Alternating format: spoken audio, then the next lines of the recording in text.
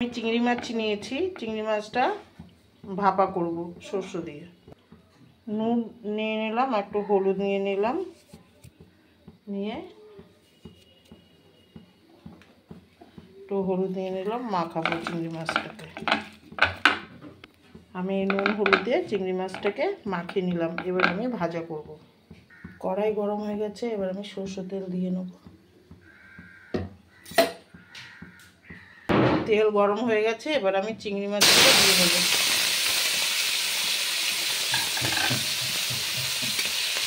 ভেজে নেব লাল করে।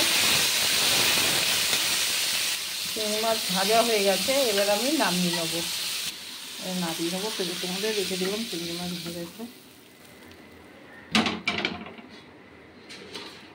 আমি এবার কড়াইতে একটু সরষের তেল দিয়ে দেবো। চিংড়ি মাছটা বেশ সুন্দর করে লাল করে ভেজে নিলাম। চিংড়ি মাছটা লাল করে ভেজে নিলাম। তেল গরম হয়ে গেছে, আমি এবার কালো জিরা ফোড়ন দিয়ে দেবো। এখানে সরষেটাকে আমি আধ ঘন্টা ভিজিয়ে রেখেছিলাম। সর্ষের গুঁড়ো, কাঁচা সর্ষের তেল আর নুন আর হলুদ দিয়ে ভিজিয়ে রেখেছি। তো এটাকে আমি ছেড়ে দেবো। সামান্য একটু জল দিয়ে দেবো। এবার মাছটাকে আমি ছেড়ে দেবো।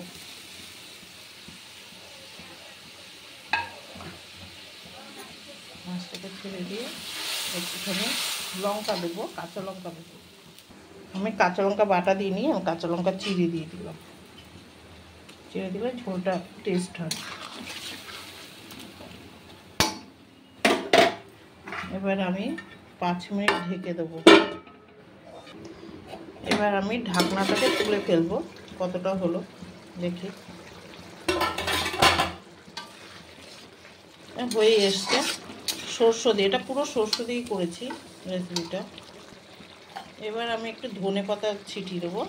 ধনে পাতা দিয়ে টেস্ট হয়, বেশ ভালোই লাগে। ধনে পাতা দিয়ে দেবো।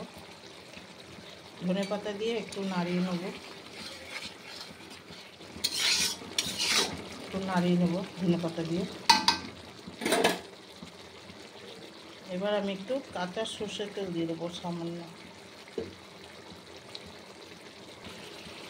এটা পুরো মাখা মাখা করলাম চিংড়ি মাছ সর্ষে বাটা দিয়ে, ধনে পাতা দিয়ে। এবার আমি নামিয়ে ফেলবো মাছটিকে।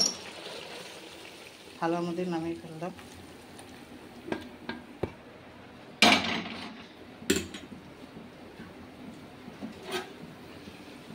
কেমন হলো বন্ধুরা? ভালো হলে লাইক কমেন্ট করবে প্লিজ। রান্নাটা খুব সহজেই হয়েছে, খুব সহজেই করলাম রান্নাটা।